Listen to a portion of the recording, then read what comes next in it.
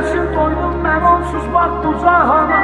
Dünyam onsuz haraba, gözüm görmez hiçbir kesin. Nefesi gelen yerde açardı elvan gülleri. Eşqinə məhtac oldum, sevib səni sevilmədim. Ömrümün ağır yükü sən olmuşsan, yox xəbərim. Sağalmaz dərdlərimə şəfa gələrdi günüşün. Həyatım qara məzar olub sənin yox xəbərim. Mən çoxdan dəfn olmuşam, sənsiz çox pis yorulmuşam. Cismimli qalan sənsiz ruhum kəfən geyib çoxdan. Səni soyu qəlbinlə necə yanıb kül olmuşam. Divanə olub bitdim, sağalmaz dərdə düşarım. Canımı yandırsan da külüm sənə divanədir.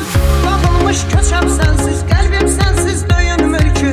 Əlimi açıb dedim, sil onu qəlbimdən xüda.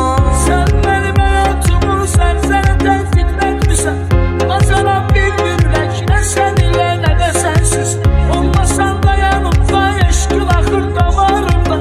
Attığım hər addımda sanki sən varsan yanımda. Silə bilməzlər səni, inan mənim ürəyimdən. Ya Rəbbim eylə kömək, mən halı pərişanım. Yazığın gəlsin doydum